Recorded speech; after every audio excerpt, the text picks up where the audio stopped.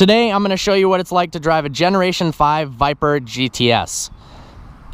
One of the first things you'll notice is that the door handle is flush. It's got an inward lever. Up in the interior, you've got a push button start and of course a 6-speed manual transmission. The other thing you'll notice is the interior pretty much sucks. Even for a GTS with as high of a trim in terms of interior quality and leather, it's just not designed very well. Put it in first. Now, one thing that took a bit to realize is, and actually the owner of this car didn't know, on the steering column to the left, you can press a button that adjusts the pedal position. So kind of like the LaFerrari, it can push the brake and the clutch and the gas forward and backwards because the steering wheel doesn't telescope. Haven't seen that on too many cars, and I really appreciate it. It makes the driving position a lot better. It's really cramped in here, and as you can see, the visibility out the front is terrible, and then over the side by Eddie, there really isn't any visibility at all over your shoulder. The clutch is not too light, not too heavy. Some Goldilocks clutch action. Nice old Mustang. Steering is very, very heavy though. That's not a bad thing at all. I like it. Fits this car for sure.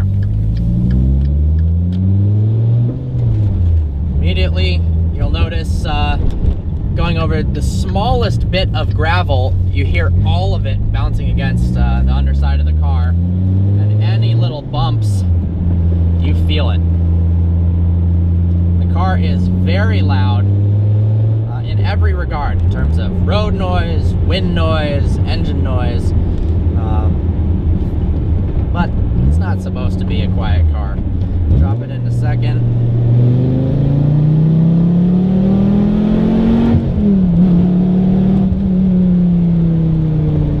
It's definitely extremely quick. 0 to 60, low 3-second range, 11.4 in the quarter mile.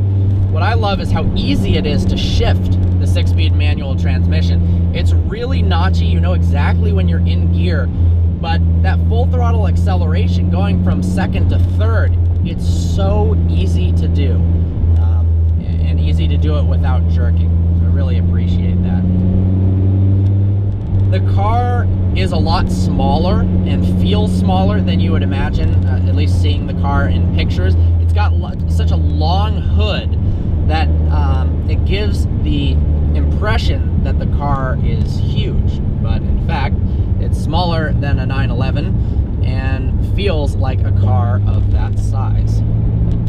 It actually feels similar to driving a Mercedes SLS. It's got a similar shape to it, a really long hood. The cabin is located towards the rear wheels, and it's a small car, but it's a little bit harder to place on the road than some cars of a similar size because the hood is so darn long. I love the fully digital instrument cluster. It's not customizable to the degree that something like the new Z06 is, but if you shift at red line, a Viper appears on the dash for a brief moment of time to tell you to shift. I think that is really cool. Much cooler than a normal shift light.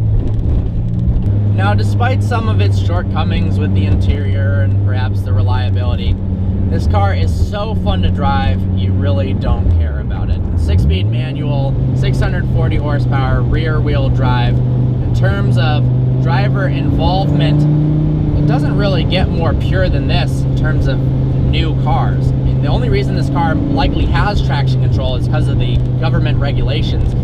I would believe that Dodge might even eliminate that if it wasn't a legal requirement. It's all about the raw driving experience, and that makes it one of the most fun cars I've ever driven.